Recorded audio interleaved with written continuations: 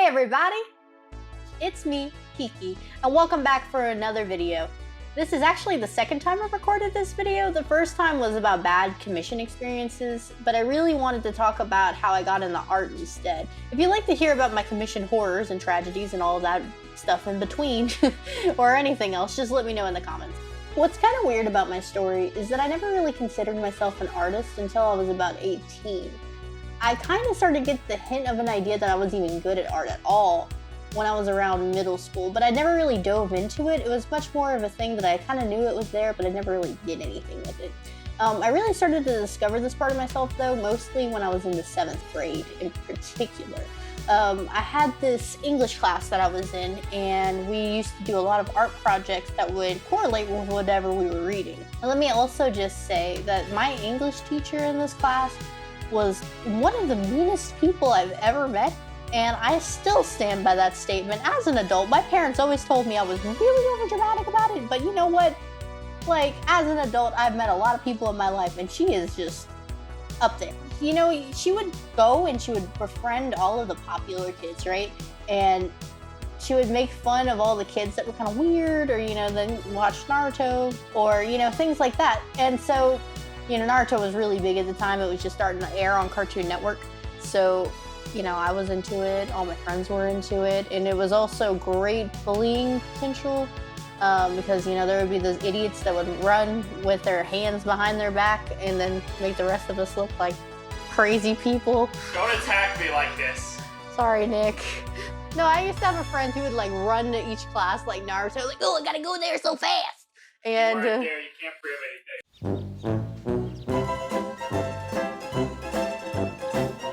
And so, you know, I would just get bullied by proxy, mainly. And she, oh my God, she would attack people like me all the time. I was just a little nerdy ravioli, just living my best life, trying to make it through the perils of middle school, while she would sit there with like the cheerleaders who would, you know, cheerleading was expensive at our school. So you had all these poor kids mixed with these very rich kids, and it was just a tragedy. It was a tragedy. So you had all these, you know, like, I mean, I didn't have a whole lot of money growing up, and I got made fun of for not having name brand shoes. I got made fun of for like everything you could possibly think of. Like, you go to school kind of tired, like, oh, what, you tired? You didn't get much sleep last night? Loser. Yeah, it was a wreck. But, you know, she would sit there with these like kids that were just mean for no reason, because it was middle school and everybody was hormonal and mean and awful. And she just like vibed off of these kids. Like, she would make fun of all the little nerdy kids that were just, you know, like talking about Naruto and having a great time. And, you know, like, we were talking about starting an anime club, and then she was like, haha, that would be lame. And that never ended up happening. Thanks for that. So, you know, I remember the first time I was drawing a picture of a girl that was in our story, and I felt really proud of it. Like, I was doing like a really good job. It actually kind of looked like a person, and I was really like, you know, I was the only person that was doing something kind of realistic, and I felt really proud of it. And then she walks up and tells me, oh, the nose looks like a pig. And I'm like, keep in mind, I didn't even see myself as an artist. I wasn't like going around saying, oh yes, I'm an artist, hello. Like, I played the violin, but I never really saw myself as someone who was good at drawing. So, you know, as soon as I felt good about something, she knocked it down and made me feel awful. And so I was like, oh, okay, I guess I'm not good at art. And then another time, I drew another character later on in the year, and everyone was voting on like which drawing was their favorite. And everyone started voting for mine, and I was really proud. And then she goes up in the middle of the voting and says, are you sure that you guys want to vote for this one? I mean, did you see the eraser marks and stuff? And the kids were like, oh, you're an adult, you're right. So they started she allowed them to get back up and change their votes to a different one, because it was mine. And I thought that was so horrible. Like, why would you do that to someone? As you could probably guess, I didn't do very well in English my 7th grade year, mostly because I lost a lot of motivation because I felt pretty attacked every day. So I ended up going to summer school.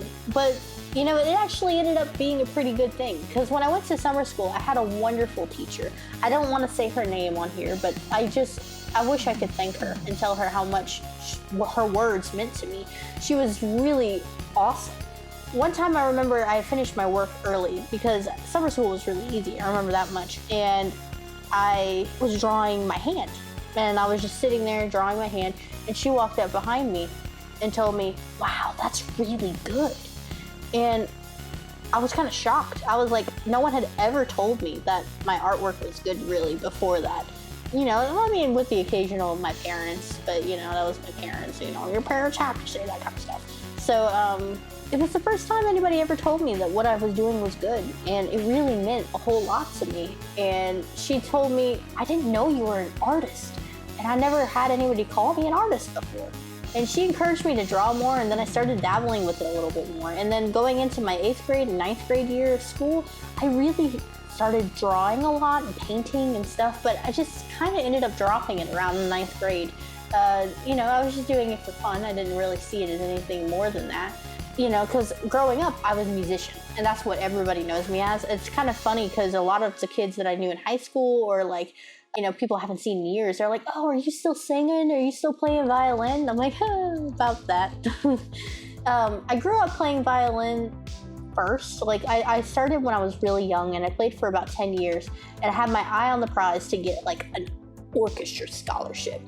When I was 16, I started to feel pain in my arms though, and it just kept getting worse. And I was practicing a lot. I was in 2 different orchestras. I was in private lessons, playing a lot. Like, I was playing a lot more than I know. My arms were just not doing well. I had a pain that went from my pinky to my elbow, and that's when I went to the doctor, and they told me, oh, it was carpal tunnel. And I was like, oh, okay. Well, carpal tunnel, from what I can understand, you know, if you take care of your arms, you're okay, and it'll go away. But, and I mean, I might be wrong in that. I'm not a doctor. Everybody, disclaimer, I'm not a doctor. I went to a neurologist, and they said, oh, no, you have nerve damage. And so I had ulnar neuritis in both of my arms. And I wasn't able to play the violin anymore. They told me that if I kept playing the violin, that it was just gonna get worse. So I stopped playing the violin, and that's when I started singing more. And I started singing in a jazz band and just kind of, you know, doing sit-ins around my local town and stuff like that. But I really haven't done that in a while, which I plan to do some jazz stuff on this channel eventually. Like, I want to do some jazz cool nerd covers, which I think would be neat. Let me know if in the comments if you'd be interested in seeing anything like that. I graduated high school not really knowing what I wanted to do with my life, because I always planned on, you know, going and playing violin in college and doing a thing. And I went to college my first semester as a physics major. Fun fact about me. I just really like physics and theoretical physics and stuff and quantum mechanics, and I really wanted to just dive into that, but it was a lot of math. And I don't mind math. I really don't mind math, but I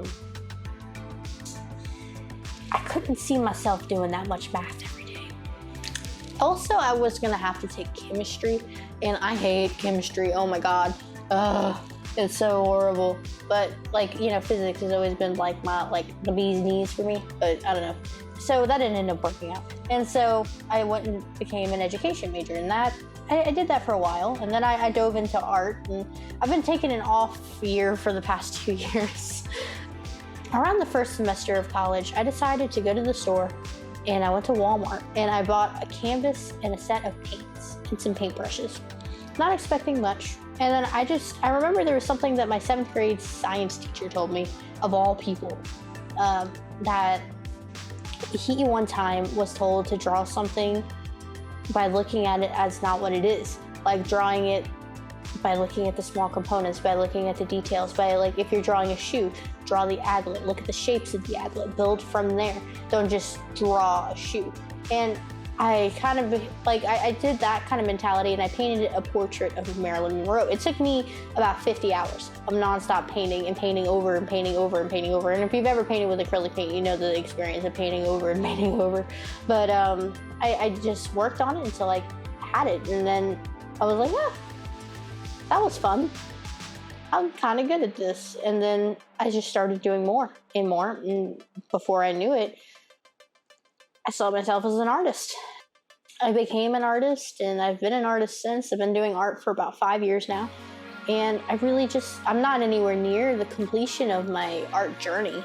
I am just beginning, honestly, and there's a lot of more that I want to learn, and there's a lot more that I want to do, but really love this, and this is what I want to do with my life, and that's why I'm in the pursuit of doing it and trying to get better and doing everything I can to become the best artist I can be. And thank you very much for watching. So that's the end of my long tangent. I hope you guys enjoyed my story. If you want to ever learn more about my past, let me know. Thanks for watching. Please let me know what you think in the comments, and let me know what else you would like to hear about, you know? Like, I always, the hardest part for me for these videos is coming up with talking prompts, and anything that you guys want to hear about, let me know. Like, if you want to hear commissioned horror stories, if you want to hear about art challenges, if you want to see me draw a certain thing or paint a certain thing, just let me know and I'll do it. Or if you want to see my artwork and just kind of see it come out of the fresh out the womb, as it were. All of my stuff is on Instagram before it's on anything else. So follow me on Instagram. I have the link in the description. And if you're interested in becoming a patron on my Patreon, you get a bunch of stuff. You get a bunch of Etsy discounts. You know, you get to see some exclusive content that'll only be on Patreon for my Patreon users. Also, you guys will get to have all kinds of say in like what I create and what I do, and I really want you guys to be a part of my community. And for the first 15 patrons I receive on Patreon, they all get a free print. So you will get a free print if you're within that 15 range. If you're watching this later and you're out of that, I'm sorry, but there's going to be more opportunities to get free art later on. So just please keep posted. And you know, Patreon really helps me get the things that I need to do done. It gets me motivated. It gets me, you know, where I need to be mentally to create more content for you guys. So huge shout out to all of my current patrons. Thank you guys for supporting me. You guys are the OG crew for sure. And if my content, you want to see more and you want to know when it comes out, go ahead and hit that subscribe button and ring the bell. After all of that, I just want to thank you guys again for watching, and I'll see you next time.